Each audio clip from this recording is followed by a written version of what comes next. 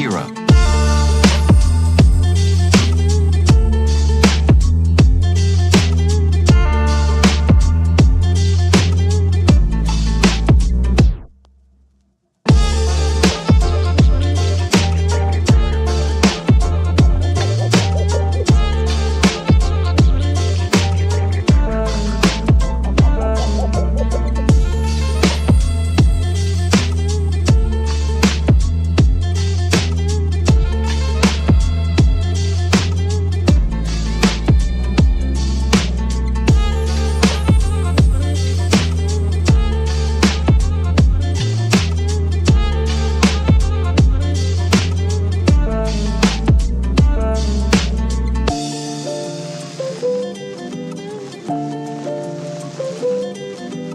Have you any hobbies?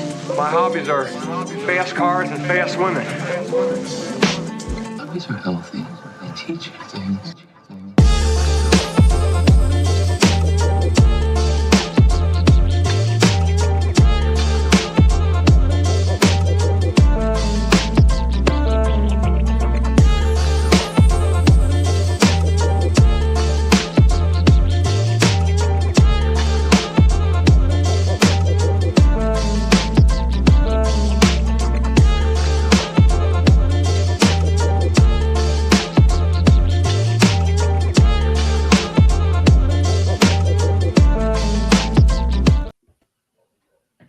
All right, we are live and we are set up here for another episode of Around the UFL. That's okay. We roll with the punches around here. We enjoy the shows and all the things that come with it, even the behind the curtain stuff. Welcome to another episode of ATU. I'm Zach Kyleman hosting, as always. Glad to have you all on board. Alongside of me this week, smaller crew, but still just as rambunctious crew as always here on ATU. On my right side, it is the great man himself, the Adam Schefter of the UFL. It is James Larson, our PFN insider, joining us, and our very well-astuded traveler at this point in this UFL season.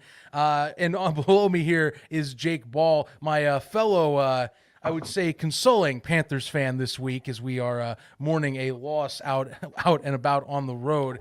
Guys, good to see you. Yeah, just a tad. You know, we'll be diving in. I don't want to open those wounds too quickly now. They're still healing a little bit, and some extra burn at the end because of certain things, how that game turned out, and certain players that might be affected for future weeks or so.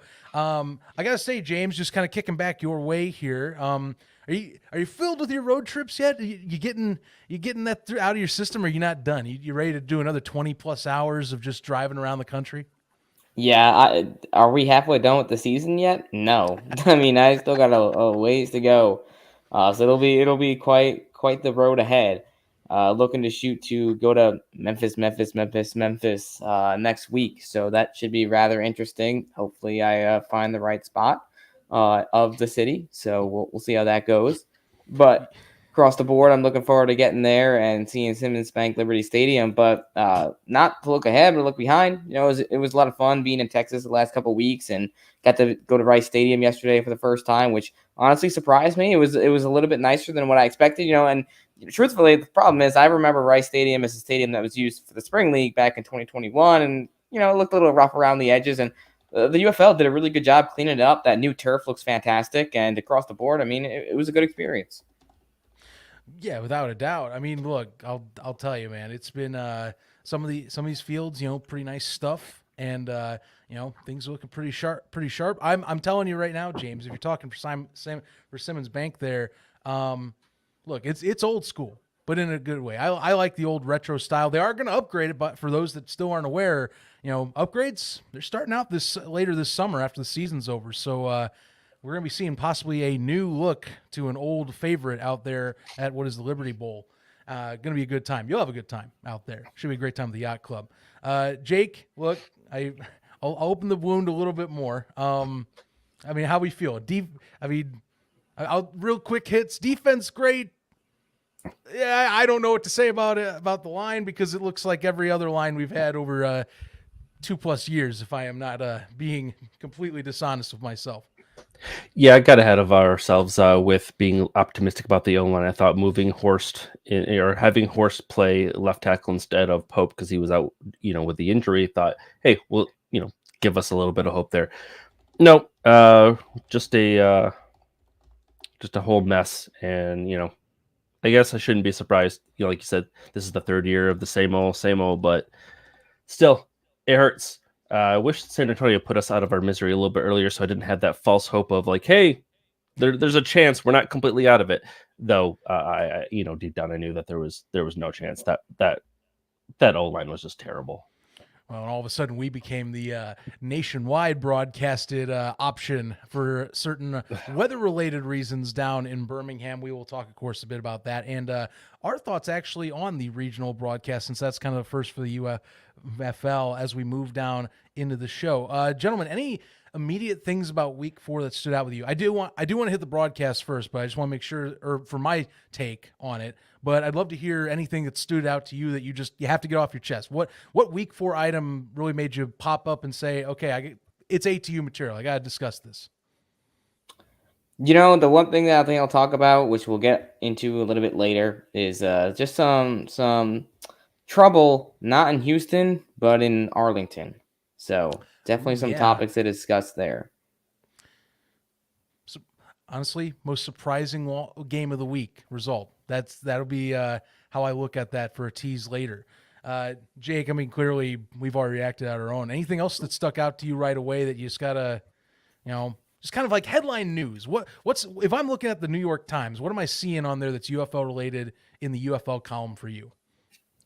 Stallions pulling that one out. Like, I was scared for a minute for them. I mean, I wanted the USFL to at least, keep it at 500 or at least have the chance to, because I did not have any faith in Houston yesterday. But yeah, no, that game, that was a shock. I was expecting DC to just completely get laid out, and to their credit, they didn't. No, I mean, they surprisingly didn't. It held up. We'll have plenty to discuss as we go down, and plenty to dive into with these game recaps. To start things off, though, let's kick things off and go back over to St. Louis, to the Battle Dome. As the Memphis fans put it, I love this name for this setup, the River City Rumble. 2 teams based off of the Mississippi River. I think it's a great setup for, in one-off game rivalry as we move down the line with these leagues as they grow and develop. And honestly, for at least one half and about a half a quarter, things are looking pretty damn good.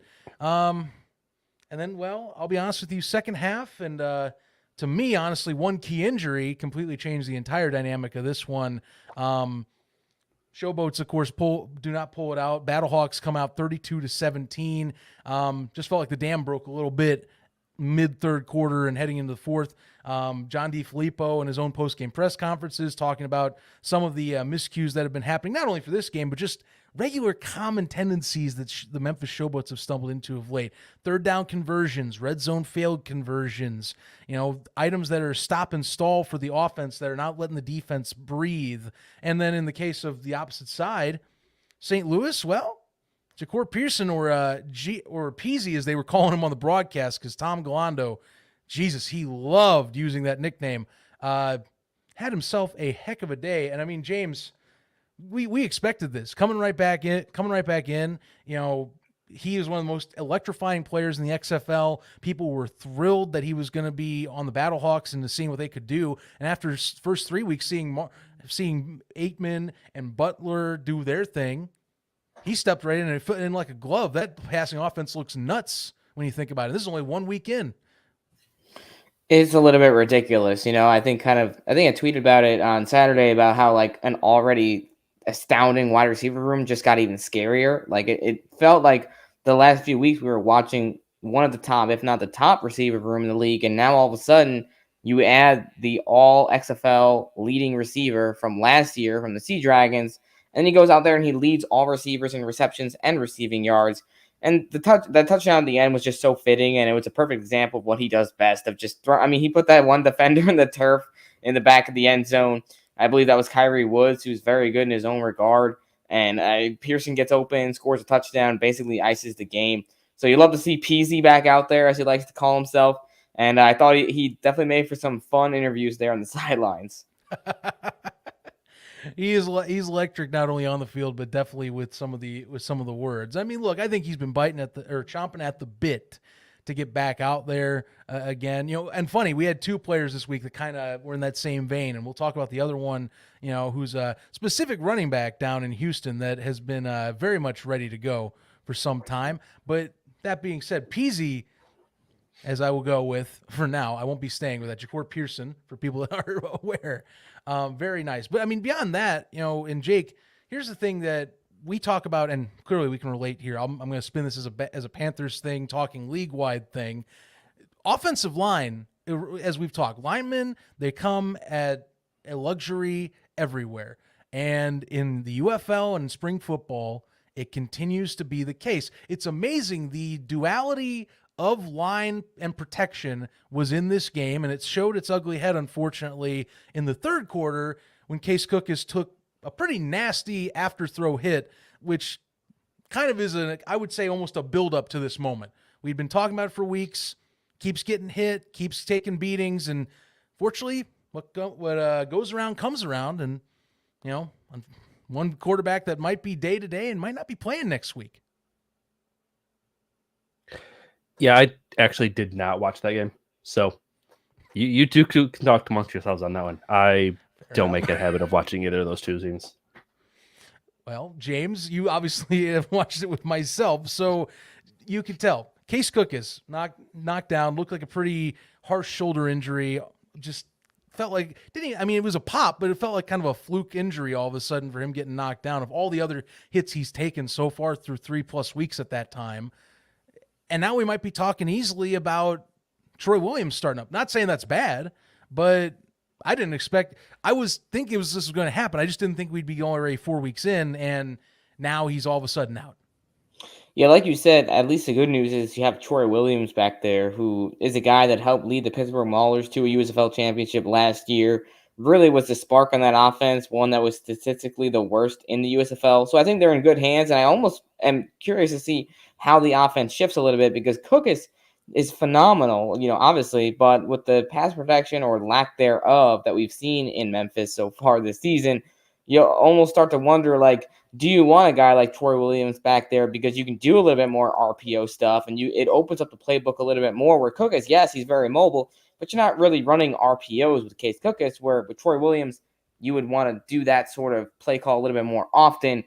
As for Cookis, man, it's really unfortunate. Spoke with Doug Martin today on a media call, and he had no update regarding his injury. There was no update given at all, so I don't know if that's a good sign or a bad sign.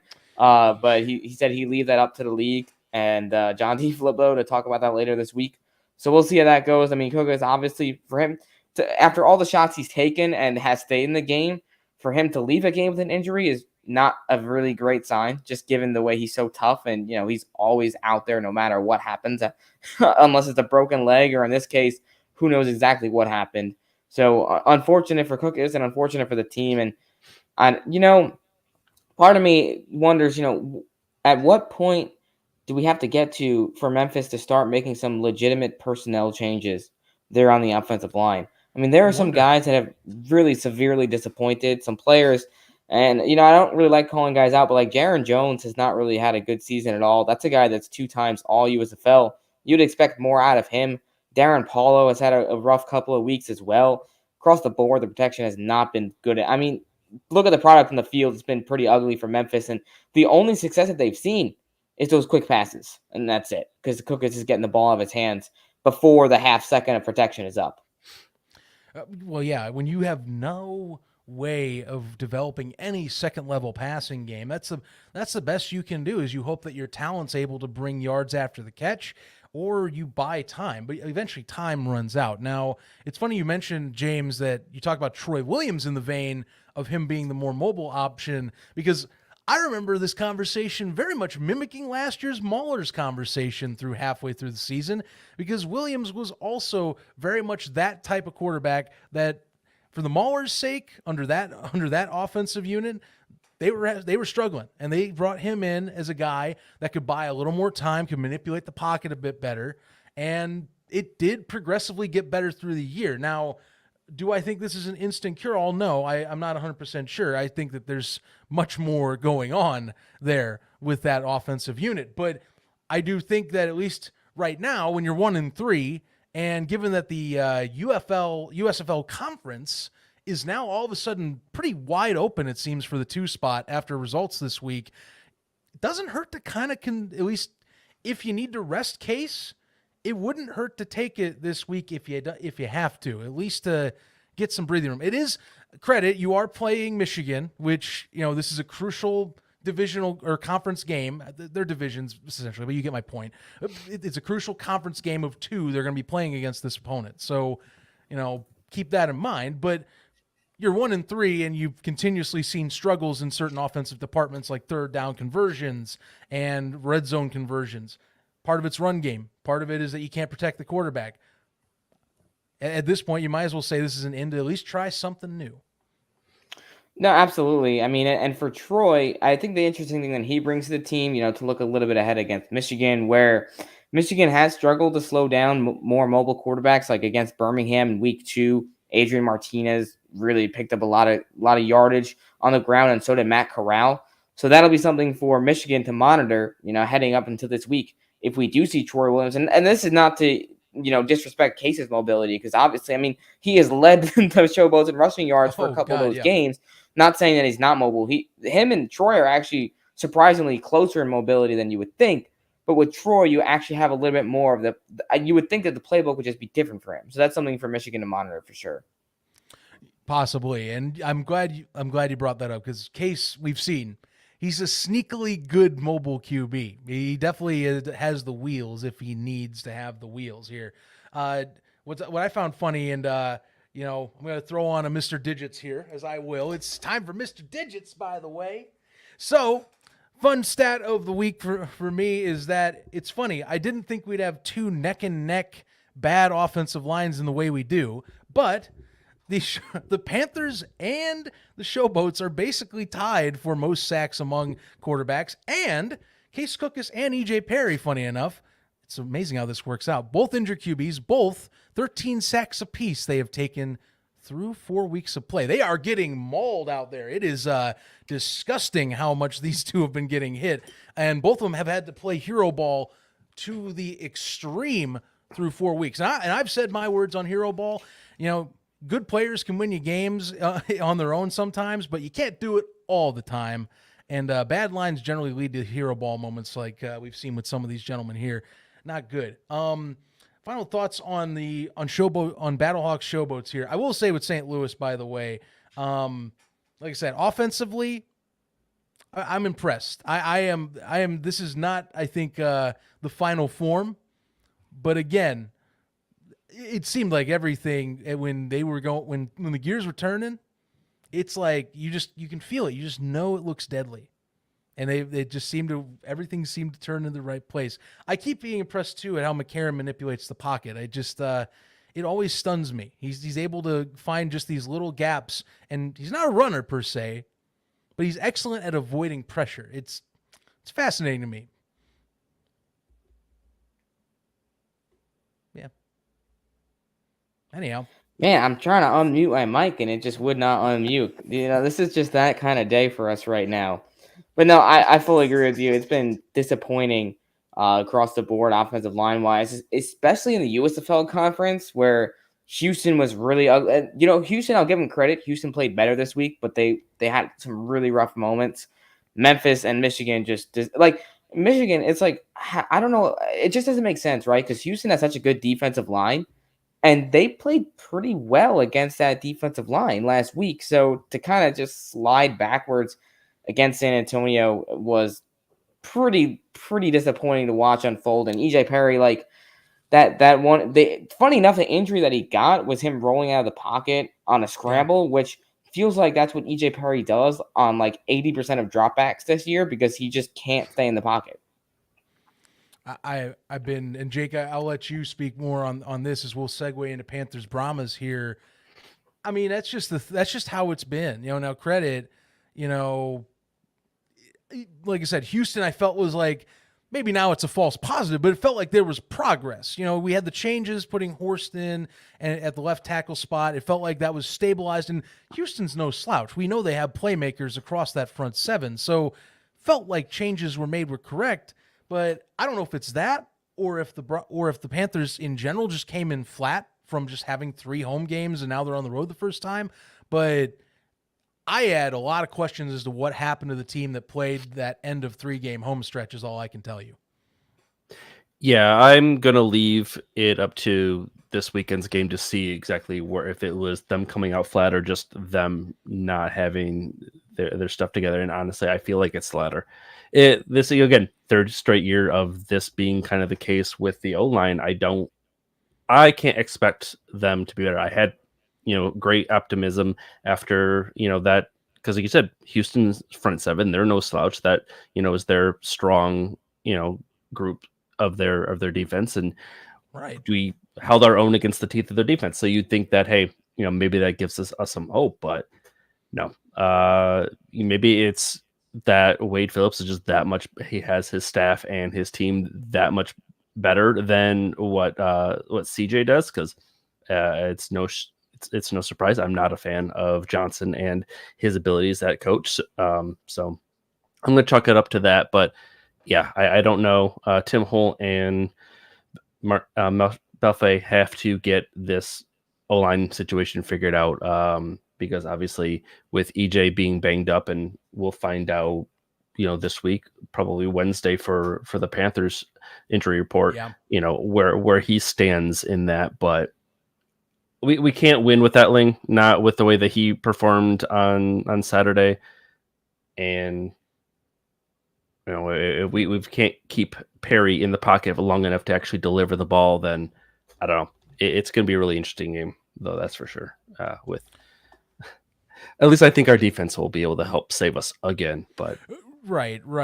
Look, this is for me as Michigan fans in particular. But I mean, James, you obviously can hop in because we're following all these here, and their defense is definitely, in terms of a bend don't break right now, it is definitely that, and it definitely is opportunistic. Funny enough, it's actually been, and this surprises me. They have the least amount of sacks through 4 weeks in the league. Now, this past week against the Brahmas, AJ Smith his offense is designed to get the ball out quick. Period. There is little to no time. Usually, you're waiting around. That being said, a few more deep shots, and I'll talk about that in a moment on the Brahmas end. But for Michigan, that's the part that has surprised me, because last year they thrived on getting defensive pressures on that side of the ball. Now it's more about them doing great in coverage and locking down the run game. They're having to find some ways to create pressure better, and it's going to have to get figured out.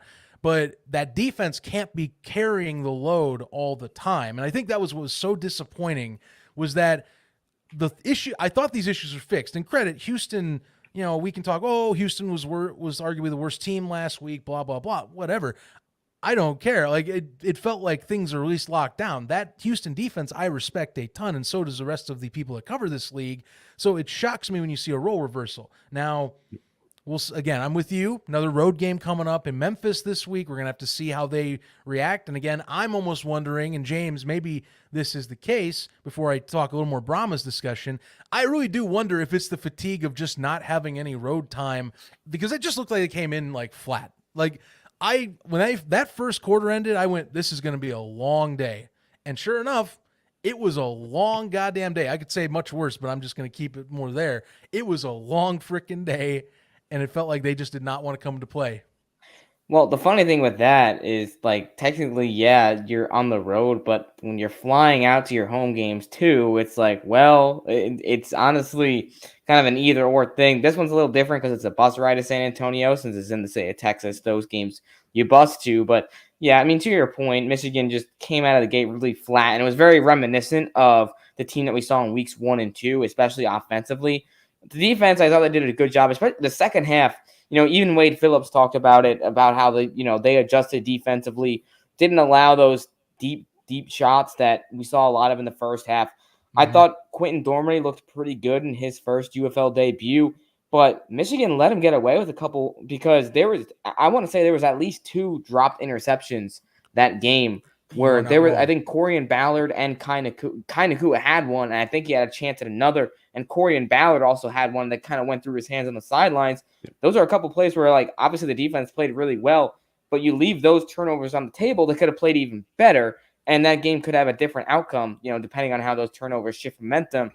Offensively, no need to rehash what you guys have already been talking about, but obviously offensive line needs help. You would hope they would look to maybe bring in some other talent, because there's some guys out there that we could name that are not on rosters right now that could certainly make an impact.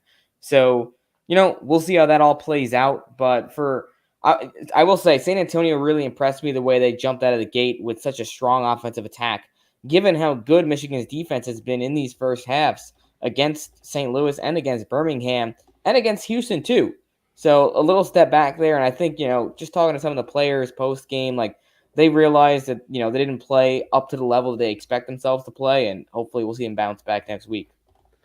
See, and the one thing I'll say about that is everybody was talking about how they were a little... They were giving Michigan more credit and were picking them to win because Garbers was out. I actually thought with Garbers being out, I was a little more scared of San Antonio because the QB was the unknown.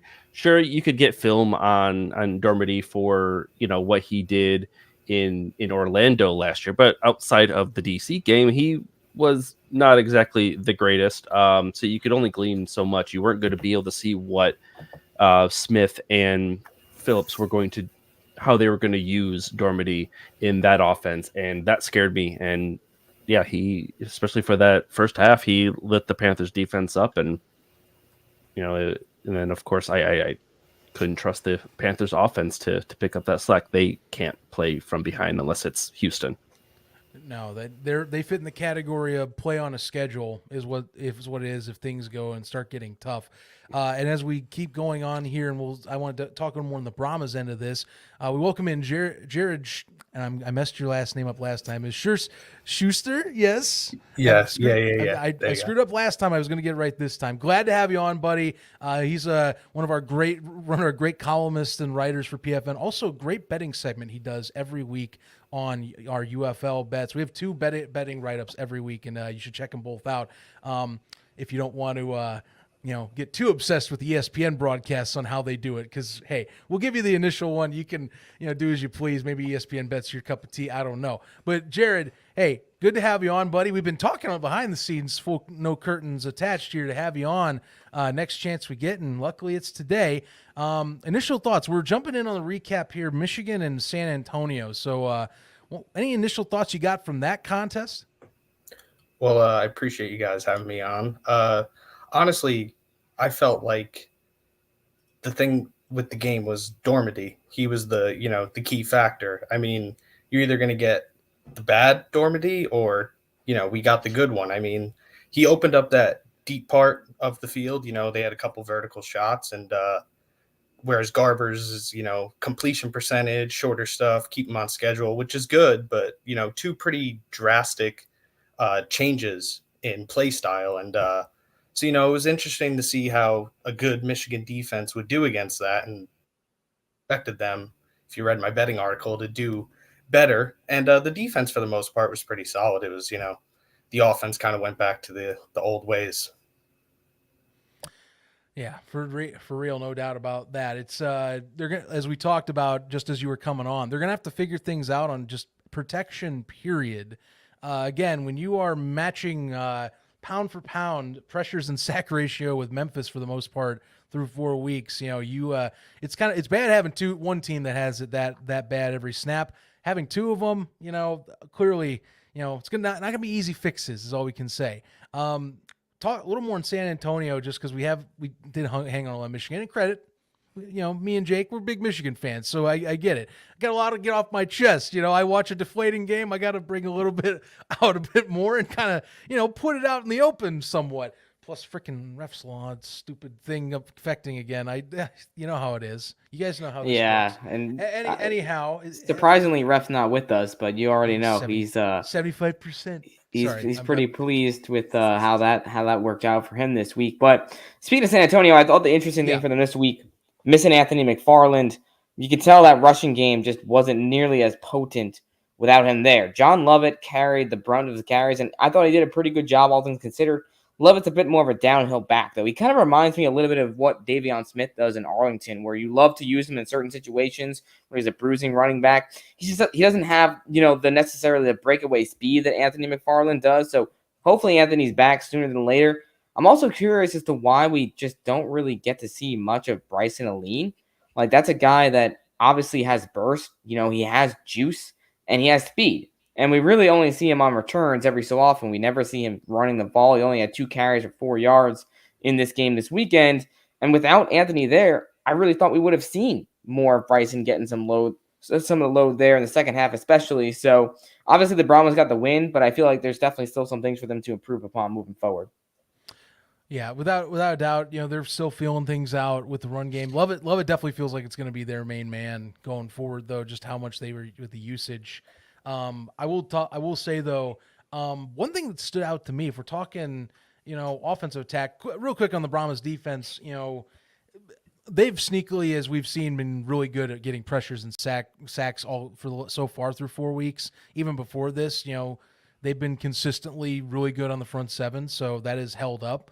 And it's helped them a ton. Usually you hear a lot of defensive coaches, if you can get pressures, secondaries get boosted a ton. So that's the type of stuff you want to see, because they get a little bit of load off their shoulders if you don't have a quarterback kind of just chilling in the pocket for 3+ seconds every snap. But on the offensive end, I didn't know what to expect from Quentin Dormady and what they were going to run. Credit, you can run similar schemes. They both have been taught that way, as A.J. Smith has put it in the offseason. What shocked me most, it felt like, and maybe I'm wrong, it felt like the vertical attack was so much more of a presence this game than I had seen through 3 weeks in San Antonio. The only exception being the comeback against Memphis, because they had to throw deep. Like this one, it felt like if Dormady had the ball and he had time, they said, screw it, throw it, chuck a bomb down there, get 20+ yard throws. I was shocked at the rate, because I just was not seeing that. And credit, that's because they were doing it a very efficient style RPO, or getting the ball out and just moving it, getting the first down, moving the chains. This time they were looking for explosive plays, and they were landing in droves, especially first half. Well, and Wade Phillips has just consistently talked about how Dormady has such a big arm. That was something he spoke about during training camp, even during the season. So now that he had the opportunity to put that on full display, you can see how A.J. Smith adjusted the offense a little bit, where Dormady, he does have that big arm. He showed it time and time again, and I think he's got great touch on the ball. A couple of those throws, that one amazing catch that Jondre Kirkland made on the sidelines, where that was a perfectly placed football. He also had another nice one down to Justin Smith earlier in the game. So I like the fact that they're opening up the offense with Dormady throwing it deep, and hopefully we see that aggression stay, because like you mentioned, in week 3, and then also St. Louis, I don't think they had a play over 15 yards. There were some attempts, but they were incompletions, and it felt like they just kind of bailed on that game plan early, to kind of go back to that nice comfort food, if you will, of the quick passes, or, more of the screens, the quick slants, anything to kind of more let your playmakers make the plays, which is fine. They got some great playmakers. No offense. I mean, credit, they had 2 100-yard game receivers this week, but nonetheless, I mean, pushing the ball down field here, just really good. Final thoughts on this game, gentlemen. Anyone, please, before we move on to what was the thunderstorm fest and rain dancing of sorts over in Birmingham. I don't know. That was a moment of television history right there. Yeah, speaking of Kirkland, dude had some strong hands on Saturday. There were some plays where the Panthers defense was in position and Kirkland just did not drop the ball. He made some insane catches. He used those hands to the best of ability, and it was distraught. Like, just like how did he catch that? How, and when you have a Dormady slinging it like he was, and Kirkland catching it like he was, yeah, it was a miserable night. Dude's a good one. Yeah, I mean, I was basically my final point was gonna be a similar thing. I mean, the one with Jake talking about Kirkland, I mean, me and my dad were watching the game, and we said the same thing to each other. We were like, how is this guy not playing on Sundays? I mean, I'm glad that he's in the UFL. I don't know. It might not be for long, but I mean, yeah, he was phenomenal. the hands, man, that's the thing. It was the first deep pass of the game that we saw completed too, and I believe it was over Kai Nakua as well. Just incredible hand positioning and the way that it was able to recover and take the landing. Fantastic. He is definitely getting a camp call, and if he doesn't, it's a criminal shame here. But someone that is clearly one of the tops in the league. Excellent pickup as we expected, and he's living up to the hype as we expected, of course. Moving on, third game and the regional broadcast game that was, well, certain markets and then got flipped over was, of course, DC and Birmingham. I was going to say to bring up quick notes on the regional broadcast because this was the first time we saw this in any of the two leagues over the last 3 years. And credit, part of it was scheduling. For example, Fox had a bunch of NASCAR coverage this weekend that really limited things, especially Talladega. And I'll just put a preference, Fox. Talladega, it's one of the biggest races of the year in NASCAR.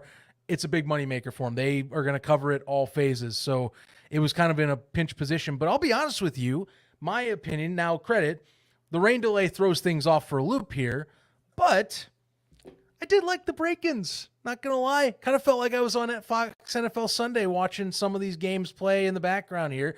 I wish that both were on TV at the same time, but that's just a personal preference.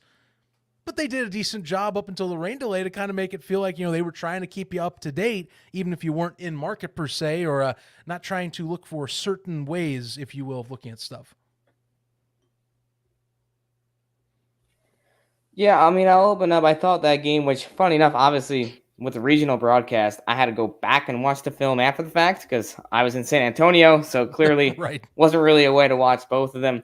What really stuck out to me was I thought DC's defense did a really good job of applying pressure on Matt Corral, where there was multiple spots throughout the game where, Corral, he used his legs quite a bit, but it did feel like there was a couple of spots where DC just kind of got him into a bind. It slowed down drives, or in some cases it ended drives, where part of me felt like if Adrian Martinez was in there, we could have seen a couple of different outcomes there. I across the board, though, I feel like DC's defense put up the best fight of anyone we've seen so far outside of Michigan. Michigan's in that conversation as well, but I thought DC did a really impressive job of staying in that game, and what they did really well was holding the Stallions to field goals, something the Panthers did in week 2. That kept them alive throughout the game. So definitely a plus there for the defenders moving forward, despite the loss. Offensive efficiency is so crucial, and we're seeing that more and more play out. It's going to be vital as these teams get more under themselves towards the end of the year, which is how it's been. It's already been incredible competition so far, but even that being said, it's going to be more crucial to hit and score touchdowns, as we've learned, of course, than ever before with this merger. Jared, I'm going to go to you here. I mean, look, we've talked a bit with Birmingham in the sake of that.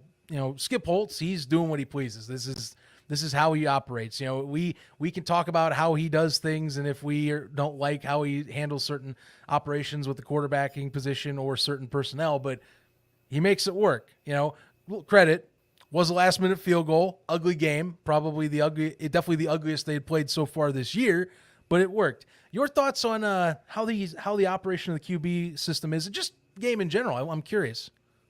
Yeah, so I mean, I did expect it to be, a close game. I figured within one score. I think it was a little closer than I anticipated, but with the QB situation, as I'm not a big fan of the 2 QB system, but the way Skip Holtz does it, I don't hate early in the season with such a good roster giving both guys full games to actually get in a rhythm, show you what they have.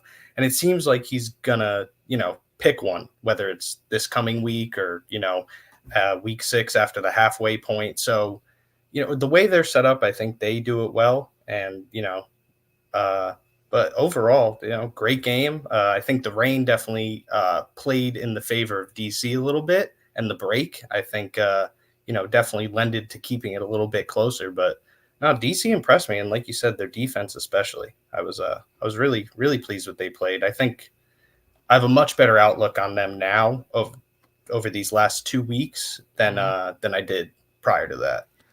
Well, I'll tell you what that reminded me of with DC. It's we saw last year, early season returns, kind of felt like it was a slow start. Now little bit by bit, they start picking things up a little more, in terms of the coaching and what they have with personnel, and it's slowly clicking into place. They were close, and I'll admit, Birmingham definitely helped that situation. When you fumble twice within your own opponent's 5-yard line in the first half, kind of opens the door to keep things a bit close. But still, you have to be ready for anything.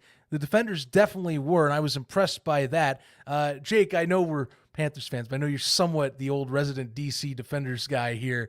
We've talked about this last year even too. Like, Reggie Barlow, especially Fred Keiss. It seems like he's learning as he goes, as the year goes on.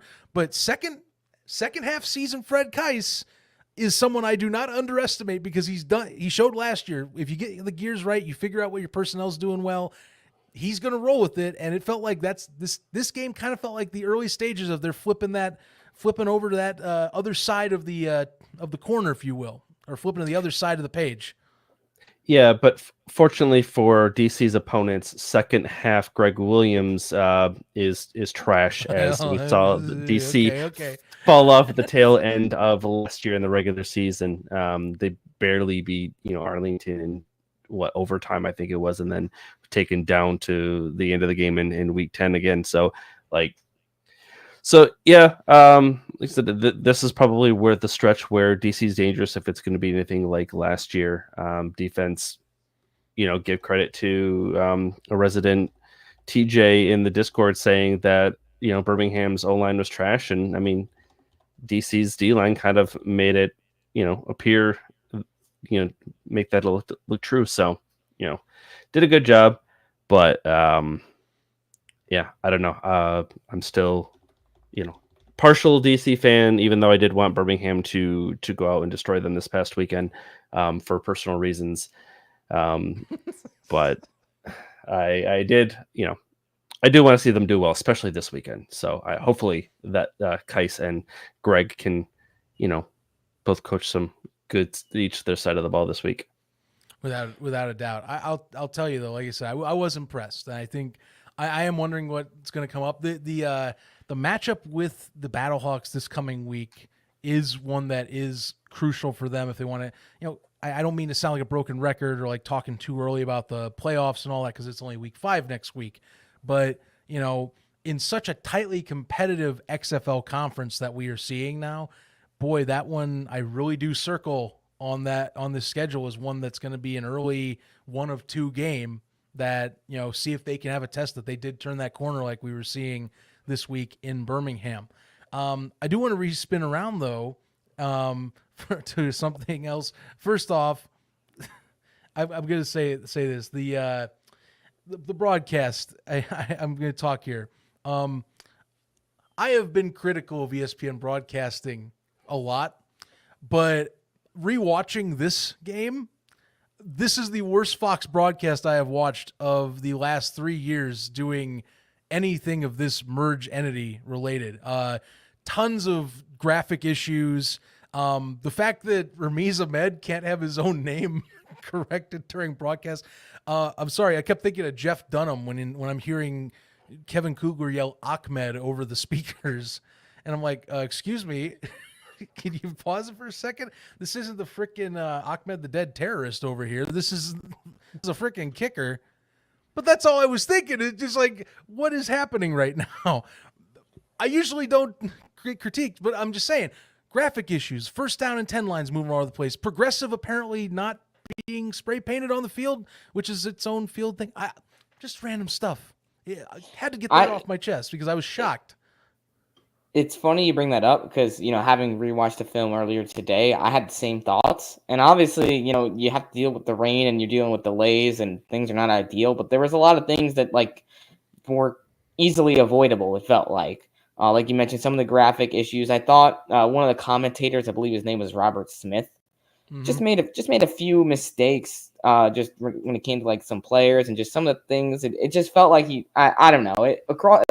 Fox were so used to the professionalism and the top tier broadcasting, and comparing the two broadcasts between Birmingham and DC compared to San Antonio, Michigan, it was night and day, if we're being completely honest. Yeah, by the way, I want more Jason Benetti in these if he's available. I love Jason Benetti.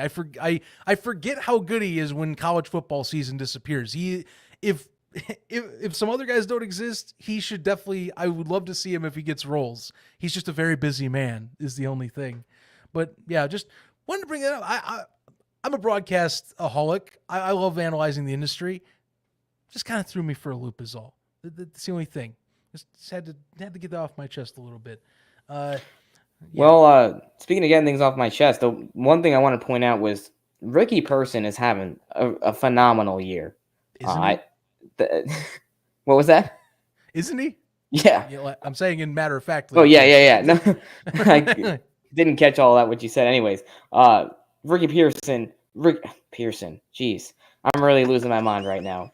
Ricky Person, I thought, he's a guy, and they talk about in the broadcast, just the way he runs over defenders. And this past week where you had no production at all from CJ Marable, that's a bit of a concern. And that's a whole other story in and of itself. Really would like to see Marable get going a little bit earlier.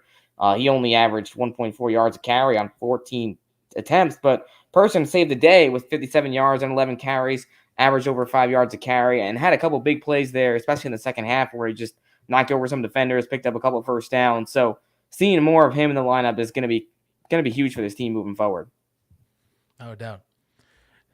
Jared, what are your thoughts here on the running back situation for the Stallions? Person, I definitely think I love Marable, but every time I see Person get the ball, like I just think there's something that could magically happen. Dude it's rare you see someone of his speed and size on the field, is all I can tell you. Yeah, I mean, I personally, just off the top of my head, I haven't, done rankings, but I feel like they probably the best 1-2 punch. Maybe Coburn and Hills might be up there. But, the 1-2 punch it's legit. It kind of reminds me almost of when Ezekiel Elliott and Tony Pollard were with the Cowboys. And Pollard got fewer touches, but he was much more, productive in those touches. Kind of feel like that's what Person has done in that role, and I feel like he's perfectly suited for that. And I would like to see him get a few more touches, but I think that he's bound to give you 1-2 at least explosive plays a game, which is big for that offense. Absolutely. Final thing before we leave this game, I'm going to ask around the horn: Martinez or Corral? I want to pick from each one of you. I'm curious personally, just only because I feel like a bit of the holding of the football issue might be of play. I'm leaning Martinez, but it is making it hard every week we do this. We'll go around clockwise. So James, you're up. I still like Martinez. I think what he brings to the table with his legs and the way he threw the football against Memphis was so impressive in week 3 to have almost 400 total yards of offense. I believe 334 passing yards. Yes, he had a touchdown that was off of the deflection, but outside of that, he was just making plays left and right. And Corral, I think he's in the crazy thing is Birmingham has 2 of the top quarterbacks in the league, straight up. Right. If either one of these guys went to another team, they would be in MVP talks, right? If Adrian, and it's funny because these 2 guys, I wonder if there could be some sort of co-MVP award for them, just if they keep splitting time like this. Because otherwise, neither one of them is going to be in the conversation just because they're all splitting reps and swapping games in and off each other. We'll see what Skip Holtz decided to do in week 5, which will be an important game against Houston where you really want to pull complete. If you go 5-0, you basically are locking up a playoff spot at that point. So we'll see. So far, so good, I guess. I can't knock it until they lose, but I'd like to see him pick a QB and stick with it. And my guy's Adrian Martinez. I just like what he brings to the table. Jake, how you feeling this one out? I know less on say Birmingham games, but the discussion's been pretty heated, and I think both have shown that there are upsides to both in the game for different reasons. Yeah, my vote's for bum ass Baldy. Get Jamar in the starting position. Yes. Help us, do better. Give us a better chance. Ultimate in curveball. But no, between the two, if I had to pick between the two, Martinez, I think he gives them a little bit more dynamic play. He definitely showed it, especially against in week 3. So, Yeah, for them, if I was going to pretend to be a Ponies fan, I'd say Martinez. Jared, Yeah, I'm wondering. I think you're going to be the other side. I'm getting that vibe. I'm getting the vibe. You know, man. I've been a Corral truther I liked him a lot. I thought he was the best quarterback in that class coming into the NFL. Probably, wasn't right on that. But I thought that he should get the job. I mean, I like Martinez. He was originally drafted by the Generals in the college draft. He was their first pick. So, I do like Martinez, and it's tough. It's a toss-up for me. But I guess in the situation with the way Skip Holtz calls his offense, and like we mentioned, ball handling, which you don't think about with the quarterback position, but it's important. It's like a tie, and I got to give it to Martinez, honestly. Ooh, the clean sweep. All right. I didn't think we'd leave this show with a clean sweep here on the panel, but here we are. By the way, those listening in right now and are voting live, hey, tell us who you think. Got the polls coming up. I love doing polls on this show, by the way. That is one of my favorite things doing live, and we do them every week here. If you're on the chat, love engaging with you, and I love reading your comments and reading the poll results right now as we're throwing up. Who do you think, Martinez, Corral, or both? I didn't throw Jamar, and I feel bad, but you can put both as Jamar if you please. Or I'm not going to repeat that name because I don't. Jake, you got me on that one. I'm just going to be honest with you. That was good. That was good. Anyway, any final thoughts on this game before we move on to, the weekend cap and the one that, I'm kind of shocked a certain person isn't here talking about. Any final thoughts on this last Saturday game? I think we about covered it. Okay. But I mean, we'll see what Birmingham does. I think all eyes are on what is Skip Holtz going to do. It's an every week question at this point, and like it's been brought up, and I think Jared had said it there. Skip addressed this, that he knows he's going to have to pick someone eventually. So it is going to keep being asked until something is said. But fun little debate, and it's a good debate to have when you're 4-0 right now. So clearly, something's working over there. It's all I can tell you. Final game of the week, and for those that I did see a few people go, oh, why is it on FS1?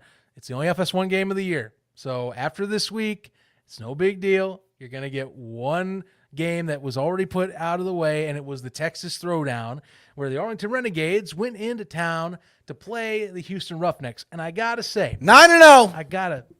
Oh my God. 9-0, baby. Look you couldn't stop it. up. You knew it was going to happen. It couldn't be stopped. Look who showed. This man misses 3 weeks of UFL podcast. Happened to be all losses, by the way, good sir. What? I don't remember that. 9-0, baby. This is the beginning and the beginning of the end for the rest of the league. I'll tell you this. USFL, XFL, UFL, it doesn't matter. All we get is W's. What a difference a Mark Thompson takes. I mean, we missed him all through the preseason. We got him back. Things are feeling good. Things are feeling the preseason. Right. Yeah, exactly. He's so on it. He's going back way in the past. Well, and here's the deal, guys. Next week, this week, what do we have? Close to 8,000. Next week, 10,000. Week after, 15. Week after, 20. And I don't know if we have any more weeks after that, but at the championship in St. Louis, we're going to have like at least 40, maybe 50. And you throw a Roughnecks in there, maybe you're talking about a solid 60 coming to see greatness in action. I mean, we saw it yesterday. Folks. When it came to the Texas Throwdown, when it came to the battle of the Texas teams, who came out on top? It wasn't the XFL champion Arlington Renegades, which I mind you, the Houston Roughnecks have a better record than the reigning XFL champions. Man, it feels good. It feels good. Jared, does it feel good to be a Roughnecks fan right now? You'd have to ask one because, to be honest, I cover the A.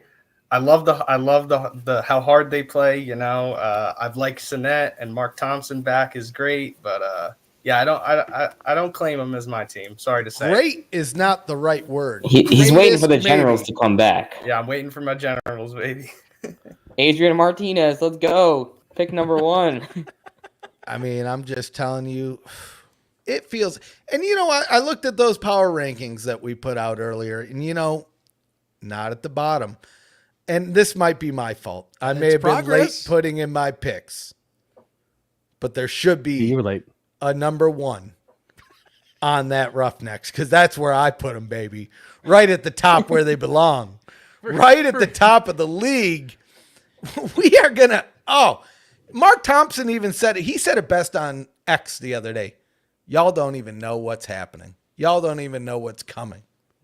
And it's true. You're right. 3 weeks in, I didn't know what the hell was happening with you guys. Well, you just saw it this week. Hey, you take out those Memphis refs. Sayonara, sucker. You bring us back at home. You bring us Mark Thompson. You get us out of the preseason. All of a sudden, we're winning. Preseason feels though. good. Yeah, I get. James is right. I'm wondering where this preseason talk is coming from. Well, this is the season, and that was before it. Training camp. I guess you could call it training camp. What was the first week? The day before Easter. Oh, and then I see what Easter. You're saying the first 3 weeks were pre. Oh, you. Well, you're the one that called it training camp. I called it preseason. No, I didn't do that. You're mixing my words up now. You're a funny guy. All I know is 9-0. I guess we'll see. Around here. I mean, they're off We to a already good saw start. the first one. I told you all along, guys. Undefeated, 9-0. Rough them up. And here we are, week 1. Solid W in the column. I mean, naturally the Stallions got it done. I don't know if you talked about those guys already. But the Roughnecks, we knew it was going to happen. And it was just perfect against the XFL champions. Well, and the funny thing is now they have to play the UFL champions next week. So the USFL champions have to play us. And the ironic thing is that the Stallions are on an 11-game winning streak, and their last loss was to those Houston Gamblers with Mark Thompson, who ran all over them. In. It's feeling like there's going to be an interesting storyline here heading into this game. I'll tell you the spoiler. Roughnecks win. It will be the second win in our 9-0 season. And just wait until summer stock. Just wait until I am, maybe I will let Dirty throw me through a burning table. I don't know. Maybe it'll happen because when the Gamblers are there, I'll do anything to make it happen. We are going to win. We're going to win good, and everyone's going to... We're going to win so much, you're going to get sick and tired of winning. Flaming Well, here's the problem with refs law, though. Doesn't it require the Panthers to be playing the same week? If Houston's not, unless it's Michigan and Houston into the USFL championship, how's that going to work? I got you covered. I'll just let I got you covered. Because we have a carryover refs law game from last year when you were in the playoffs and lost. Oh, my God.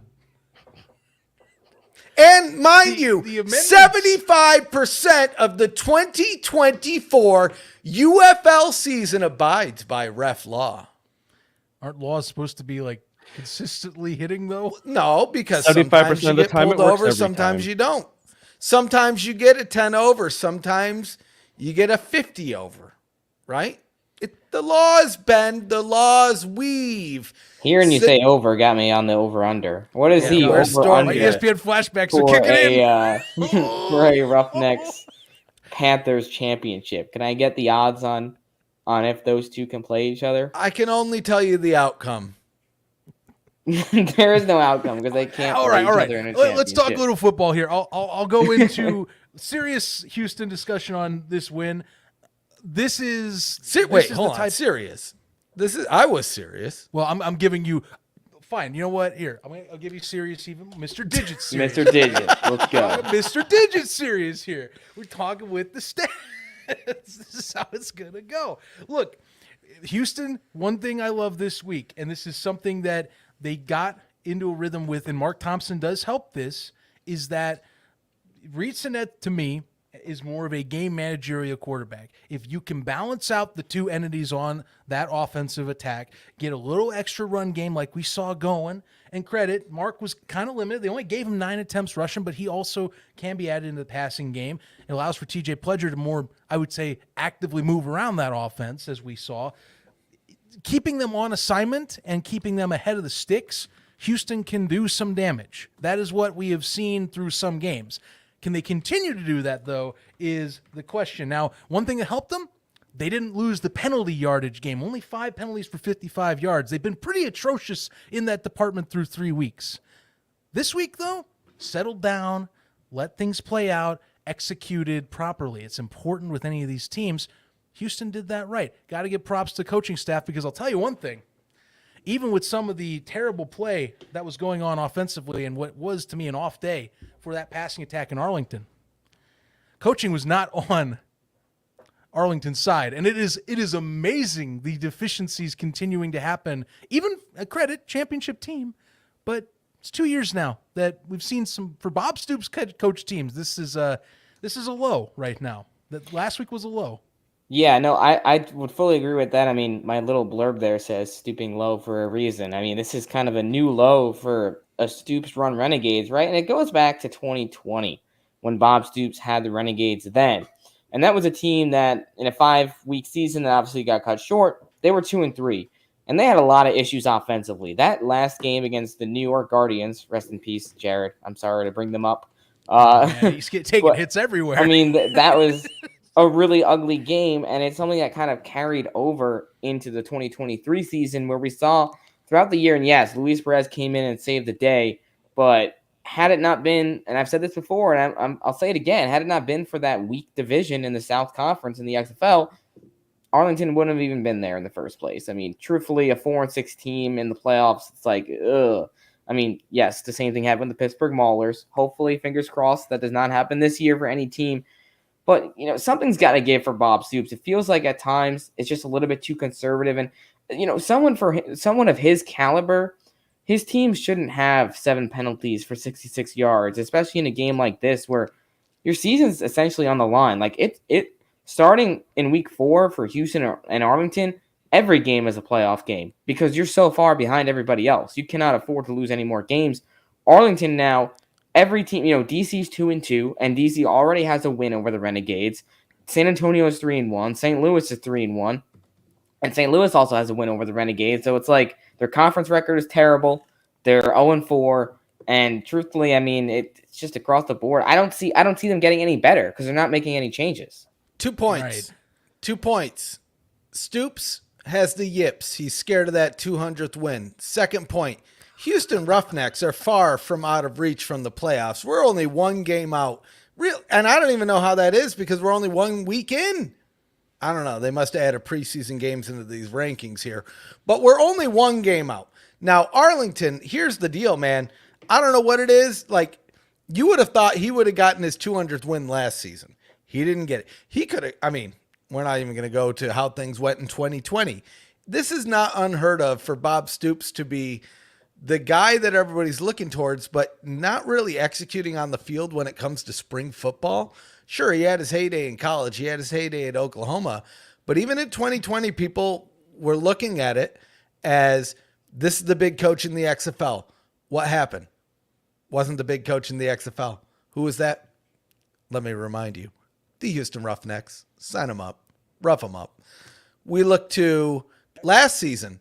Sure, he won the championship with, and I've talked about this in the past, a huge coaching staff.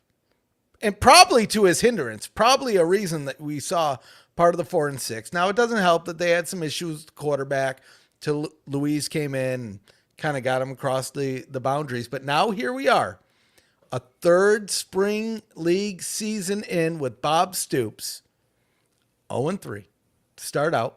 Not looking overly impressive. And I think people are shocked. I think people are surprised. I think people thought this is the XFL champions. This is Bob Stoops. This is a big name coach. But as we know in spring football, anything can happen. Anybody can be the big coach. Anybody can be the big star. And this year it doesn't seem to be the Arlington Renegades. Now, I can't blame them. They just had to face the Houston Roughnecks. So I get why they would lose. You know, the 4-point underdog. That's what we like. Underdogs. Sign us up. All right. I give you time, and then once you exhaust it, I move off you. Jared, let's talk Luis Perez. I'm gonna be honest with you. I know we talked about some coaching here just now. Maybe it's the 200 win thing. I'll give the ref that for sure.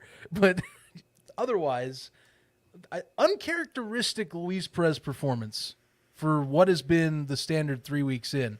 Again, leading passer in the league through 3 weeks. You know, was throwing 737 total passing yards through 3 weeks in the season. And I can't tell if this was an off day because he seemed like he was missing high, missing wide a lot of times, or if this was, to me, good defensive play as well by Chris Wilson. But something in the middle, you think? I mean, now granted, Houston, has a good defense. At least we expected it. They had the hiccup against Michigan. But, that's closer to how we assumed they would look. And really, I feel like it was less so on Perez. I mean, yes, he wasn't his sharpest, but he made a couple good throws into tight coverage. But I think it was just more so they got a lot of interior pressure. And Perez, that's his main bugaboo. I mean, most immobile quarterbacks don't like pressure, especially not right at their knees, up in their face. So he got his arm hit 2 or 3 times. I mean, balls batted. So, I think he was a little uncomfortable back there, but I'd probably lend more credit to the Houston defense rather than, Perez himself. It doesn't help either that I will say, and we've known this for a minute, they do not know what to do with the running game as well. I mean, when you have don't get me started, Zach. This is what I did. It was a trigger. Don't get me started. I threw this in. This is bait. This is bait. It's been every week of this show. I have to talk about how there's no running game, and it goes back again. It's coaching. Why did we not make any changes this offseason? Why did you sign Morgan Ellison and sign Devin Darrington just to cut them and let them go, even though those were 2 of the most productive guys in the XFL last year, way more productive than your running backs? So it's getting frustrating because it's like Stoops continues to talk about, how, things need to change. Like, things are not going to change if you don't change anything. Like, I just don't understand why they're so stuck in their ways.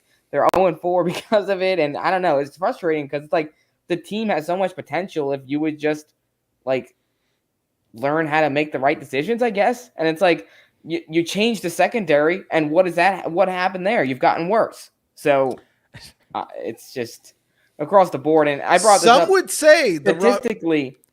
Go ahead, ref. I was going to say, some would say the Renegades have them just where they want them. Oh, I mean, that is a good point. You never know. I saw that on the line earlier. Set the expectations so low that everybody completely disregards you. I mean, not everybody can go 9-0 like the Roughnecks. I get it. It's okay. But anyway, James, you were going. I didn't mean to throw you off your game here. I don't know if he wants to come back into that world of running game. I mean, you look at Arlington and heading into week 4, they were statistically the worst defense in every single category. And we saw Houston take advantage of that and get a win. So, I mean, it kind of speaks for itself. But you got a team that just across the board has zero chemistry, no camaraderie. And Luis Perez is, again, he's just stuck doing it all on his own. And this is exactly what we saw with the Vegas Vipers last year, where, Perez just didn't really have much support. I mean, it's not the exact same scenario, maybe not the right wording, but it's a similar scenario where Perez is not the guy who's going to be able to get it done for you if there's no support. Hero ball, man.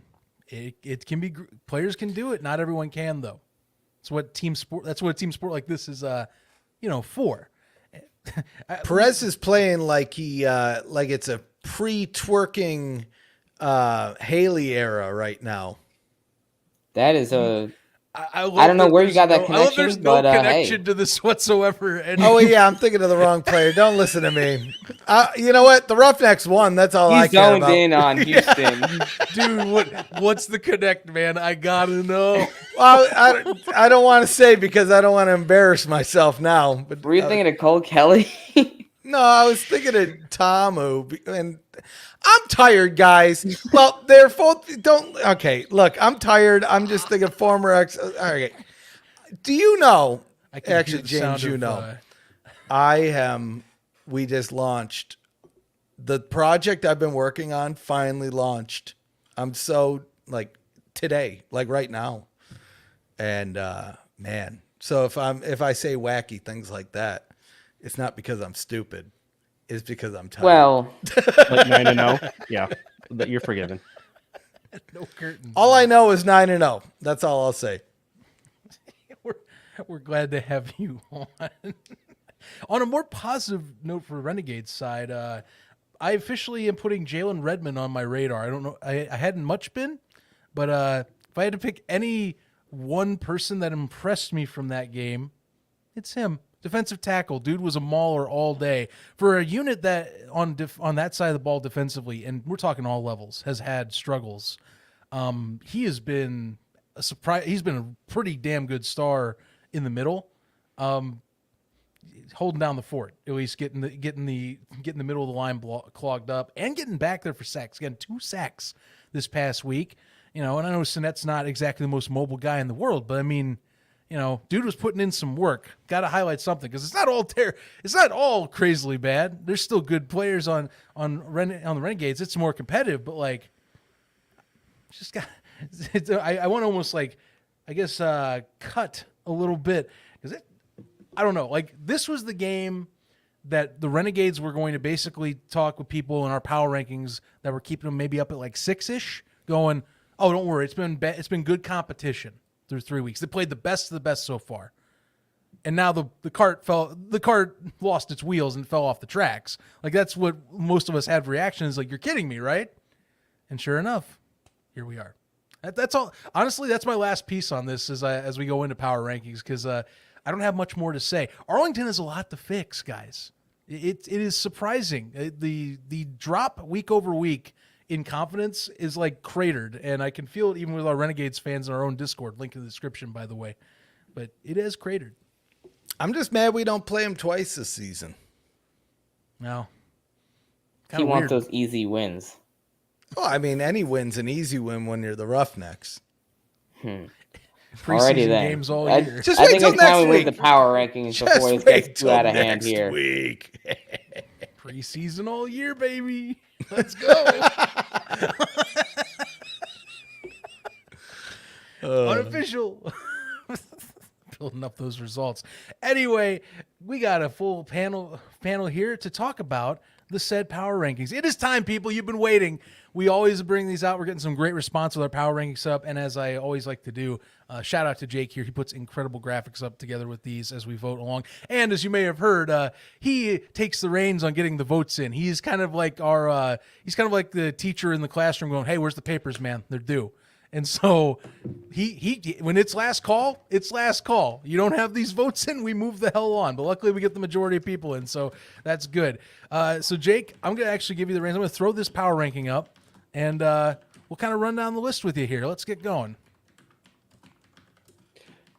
Well, this was the first week that we actually saw someone other than San Antonio or Houston get first place votes. And, these ones are actually serious because no one could seriously believe that Houston would be, number one. But Right here. as I said, I no one know. would actually believe that Houston is number one. And honestly, it makes sense. I didn't go that way. I think Birmingham, they had a down day. You could blame weather, but I mean, DC had to play with the same weather. But still, until they lose, I mean, they're run, like James said earlier, 11 straight. They are the back-to-back defending champions in the USFL. They're going to be the number one until they get toppled. Maybe Ruff's law is true, and Panthers fall this week and Houston somehow stumbles into, second win in a row. But for the most part, I agree. The only ones I did differently in my own power rankings where I flipped Memphis and Houston. Still, I don't see enough from either team but I don't I think I said on my own that Memphis could be anywhere from 6 to 8 and be in a comfortable spot there. So overall I agree. It's pretty much chalk with what I had. I'll say this. Go on. Oh, I have nothing good to say. Just go on, Zach.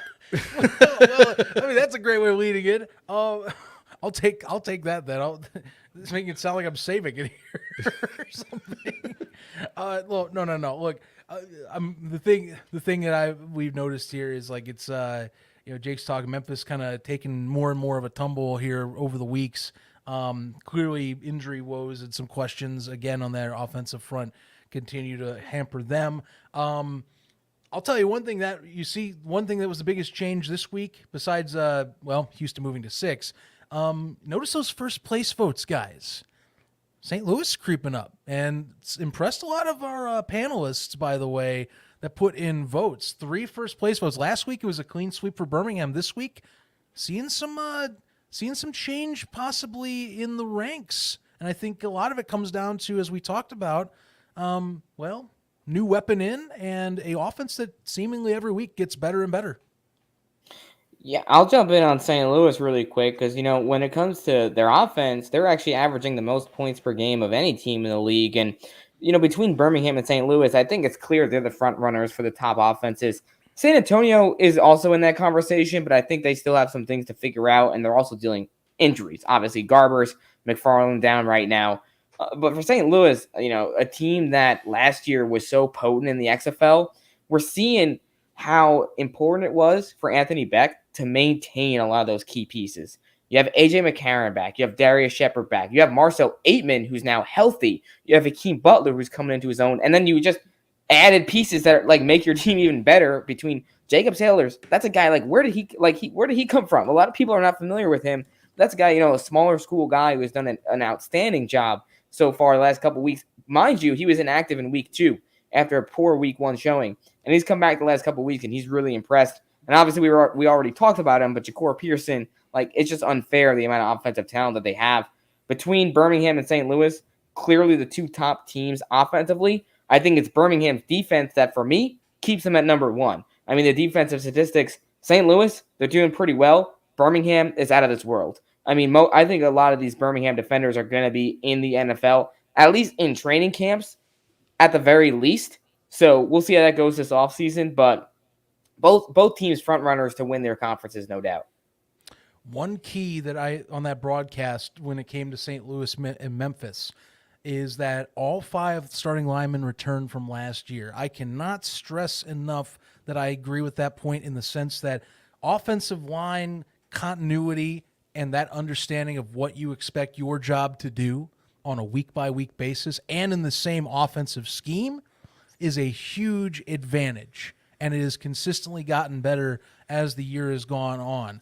And I've been impressed, and that opens up more opportunities too. You get more cohesion, not only in your pass blocking game, and it helps that McCarron's very good at manipulating the pocket, but run game has been creeping up better and better as the weeks have gone by.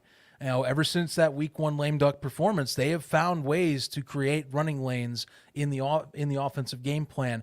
That has a lot to do with it. And McCarron's even been very adamant about that this week in his own comments post-game and moving into week 5, that without these guys, I think that is their silver bullet, if you will, is that they have something like that could be, as much as Birmingham is deadly, it could be a kryptonite. And it will be that matchup when that comes up later this year. I am dying to see between those 2 fronts. It is going to be dynamite to see who wins that matchup.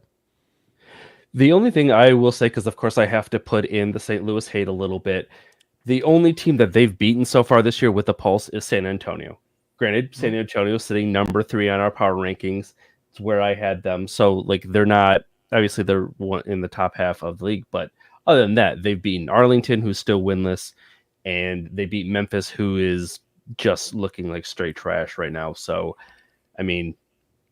keep that in perspective.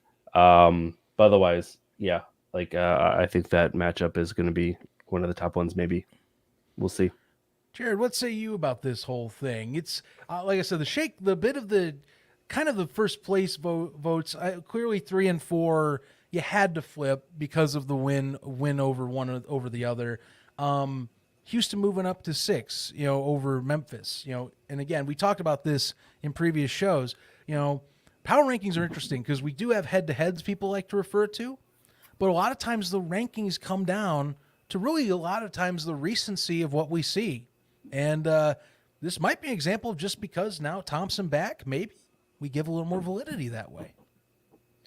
So I had the top 5. My top 5 was the exact same. I did have a little reshuffling along 6 through 8. And I'm going to be honest, I kept Houston at 8. Really? Although they beat Arlington, it just kind of felt like a weird game to me. I kind of feel like if they played 4 times, a 7-game series, I feel like Arlington would win it, if I'm being honest. So, yeah, the head-to-head does hold weight, but not enough. I'd have to see that offense do it again. And if Sinnett with Thompson back there can, be as productive as he has been the past 2 weeks, that's going to do a lot. I think within the next week or so, we'll kind of really see where teams are fitting in and probably see a little less movement going forward. I completely agree with you there, although where I disagree would be I think Thompson changes the offense so much, it makes them a better team than Arlington, right? And kind of doing some research earlier this week, he was used on 70% of offensive snaps for the Gamblers in 2023. That's insane considering he's not a quarterback, right? Even the best players are usually, if they're out on the field 60, 70% of the game, that means that they're involved often. And massive usage rate right there. Yeah, like the offense was basically run through Mark Thompson last year, and we saw it in the second half this past game where, and I think Thompson too, he's still getting healthy. He's not fully healthy right now. So as the season progresses, he'll be used even more. But just his presence out there, the way he, you could tell his legs kind of got back under him in that second half. Once he took a couple of hits, he'd get back in the swing of things. So I think, does it make Houston a playoff team? Yes. I'm not so sure. I'm not so sure. But I think it makes them a better team than Arlington, who, mind you, let's go back. Let's dive back into Arlington's running backs, shall we? 18 carries, 40 yards, average of 2.2 yards per carry, and that includes Lindsey Scott and a couple of rushes from Javonte Payton. Davion Smith, Letty Brown, 14 carries, 30 yards. I rest my case. Disgusting. It's disgusting. What I was going to say is I guess it depends on what your definition of a playoff team is. Now, if you consider the champion not a part of the playoff crowd that didn't win the championship, then yes, I agree. They're not a playoff team. They're a championship team. That is the Houston Roughnecks, 9-0, rough them up. I had a point earlier. I forget what it was. It was along the lines of this. I was looking at our power rankings, and it got me thinking because I was looking at the overall records yesterday, right? Yeah, ever since the season started, there's been, this kind of inside chatter between the two sides of which division is better. Is it the XFL division? Is it the USFL division? And we've seen things about attendance. We've seen things about ratings. But when it comes to the play on the field, interestingly enough, if you look at our top 4 and our bottom 4, we have 2 and 2 from each division. When we look at the overall records, not the bye team, but the overall records, same amount of wins, same amount of losses in each of the conferences. That I do like to see, because what I wouldn't like to see, some people call me a USFL fanboy. There's other people that are out there that XFL fanboys. What I wouldn't want to see is one division just kill the other division. That would just make for boring football. So you can make your arguments about the stadiums. You can make your arguments about the attendance. You can make your arguments about the ratings. But I think we can all agree the games have been pretty dang good. Week 2, I'd probably say is still my favorite first day of week 2. but we still have over a half a season to go. But I just wanted to call that out as we're talking about the power rankings, because there is a little bit of symmetry there. We're not seeing a complete dominance, which I think there's people on both sides that thought we would see out of each side. I will put it that I think the 4-4, I know they've been drumming it up and people have had their own spits on it, if you will. It just shows the talent gap argument again.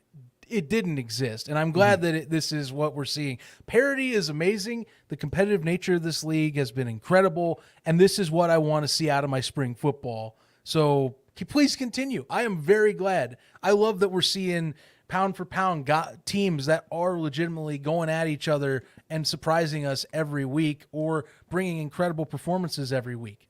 Keep at it. That's what I love. You know, the 4-4 record of the conferences, not as big of a deal. The fact that they're evenly matched conferences against each other, that's a big deal. That's something I can take home with me. I love seeing that. You know, it just removes what I will finally, again, my nail in the nail of the coffin of the talent gap argument that some people brought into the season. It never existed. It was a complete sham of an argument in the beginning. And it's been proven through 4 weeks. It's going to keep being proven that way. I mean, the only talent gap that existed was the gap between how great the Roughnecks are and the rest of the league. But I get it. I mean, you know, it's just the preseason that was the talent gap area, I guess. Well, yeah, I mean, preseason, you don't want to show your best act in the preseason. Hey, was Memphis in that preseason with you too? I'm trying to gauge how this preseason looks. Well, yeah, I mean, Memphis Arlington did great in the preseason. Arlington just never does good. But that's expected. They're Arlington. I see. Okay. A Bob Stoops classic. A Bob Stoops classic. Gentlemen, it's been a hell of a show. For the chat, thank you all for tuning in. We're not done. I'm just saying thanks because I know we got points still to distribute, by the way. Jared gets to experience the point distribution. Yeah. It's his first show. Oh, my goodness. And he actually gets a bonus package that I say to help him out here when we do the points. I'm going to give him an extra 10 points to help kind of jumpstart a little bit. You joined in late. You were a trooper for coming on in short notice. So we got to give you thank you for that one. So 10 points for you. Plus I give you another five for participation. Boom, right there. You get your first 15. Congratulations, my guy. You are now christened as an ATU member. How you feeling about it? Oh, great. I appreciate it. I mean, my first episode and I'm on with the PFN Mount Rushmore. I mean, I don't know how much better it gets than that. You know. Just happy to be here. put it on a mountain up in the Dakotas, why don't you? We'll be right next to the president someday once we get the funding. 15 points though. Jared's on here. Hope we'll get him on a few more of these shows as we go down the line. And by the way, guys, before I leave again, you know, I know we do joke about the betting elements at times, but Jared, we have great guys that are writing not only on the games themselves, but we do have good betting and props that are put up every week. And Jared is one of the guys putting up a regular piece every week. Check it out if you are interested in getting some action and get in on the action while you can. And he'll be ready for it. Got any teasers for this week, Jared? You even thought about it so far? Well, honestly, the lines haven't even dropped yet, so I don't know exactly the spreads, but I got a tip you guys for will see that at the end of the week. I got a tip for you. Roughnecks by a million. Yeah, exactly. See, hey, you heard it here first. You heard it here first, folks. The article drops this week. Roughnecks by a million. I'm putting my money on it. All in. Over people. We're gonna see Ref just completely homeless next week. Hobo after Ref. He lost everything. He's just the collection's growing. Hobo Ref will get a freaking Bill Do mail slip from mailman who. I'll just have the stick with my ref shirt will be holding all of my belongings tied to a stick that I carry around my shoulder. It'll be perfect. Hey guys, wouldn't surprise me. That dude owes us money. We got to rough him up. Yeah. The ref shirt will just be filled with more ref shirts. It'll just anyway. Who else got some points? We'll get to your points soon enough. Jake, for pain and suffering of this past week for our loss, we all get 5 for those that are not catching on. 5 for standard this week. I'll give you 3 more to add on, Jake, so you get 8 to the tally right there. Mr. Ref yourself, you get the 5. And you know what? I'll give you 4 because you surprised me, good sir. You came back in here, you threw me for a loop. You shocked the world. You came out of preseason on top. Give yourself another 4 points. You get 9. And James, you get a crisp 10, man. That's what it is. 5 start. 5 because you're the Schefter of the league. Just adds up. You got to get 10. I'll give myself 5 because I'm on here. That's how this works. Zach, I'd like to make an executive decision and give you an extra 5 because you were also on the Mount Rushmore of PFN. Motion granted. I get 10 this week. There we go. And that now, if we really want to operate, and I mean, we're speaking of Mount Rushmore and speaking of, the government faces up there, are we going to start having like taxes on our points at some point, or what's going to happen there? We haven't gotten to the second half of the season, James. Hold on. Oh boy, we haven't gotten that far yet. Gotta hit a pause. We saw the mailman. We saw the ref. Just for their bad takes. Wait till you get to the tax man. Oh man, you don't even know. Man. Mr. Digits is leaving once he sees the tax man come to town. I ain't paying jack. Hey, but Mr. Digits is right. I mean, he's the one with the facts. But can he avoid an audit? No, he is Mr. Digits. So, I mean, that's kind of his job. We'll find out when the tax man comes to the door. This show's off the rails as it is. It's time to wrap things up, guys. If you're following along with us, thank you as always for supporting these shows, both ATU and the UFL podcast back in bookends for the weeks. We've loved the support for you guys this season, and it's been a hell of a year so far. Still plenty to go with this year, including summer stock, still getting those details set up. We'll have more as the year creeps on. Don't worry, we're figuring it out in the background. But if you want to keep up with us on everything and all things UFL and our shows, well, hey, look, I got accounts for you, man. At Around the UFL, find us on social at Around the UFL. At UFL Podcast, find us on social at UFL Podcast. Follow us at PF Newsroom and UFL Newsroom for all things spring football related for news. And if you don't want to miss out on any of these great articles that these gentlemen write up and get prepared for us, and the graphics we make and all the excellent content we create here, and plenty of these excellent people do here with our crew, go to pfnewsroom.com for all the latest on the UFL and all things we cover with the league. Finally, you want to really support the show even more? Look, right below you got that big old subscribe button, whatever color it is, I don't care. If it's dark mode or whatever, I think it's like blue for me. If it's red button, whatever. Click that subscribe button, and as of course the ref's got to say with me, click the bell. It builds morale, baby. Not only for you, but for all of us too. And it's going to be good when we celebrate as a crew. I had to rhyme it. I've been doing better with the rhymes. Anyhow, though, be sure to follow along. You guys won't regret it. Got plenty more coming your way. Don't miss out on this week's episode of the UFL podcast. I'm getting a hint that the ref might be back. I think. Getting a vibe. We'll see. Like the Roughnecks, baby. We'll see. 9-0. We'll see. Until next time, everyone. Thanks for tuning in. Catch you on the flip side. Have a good one. Week 5 around the corner, everyone. Let's get at it.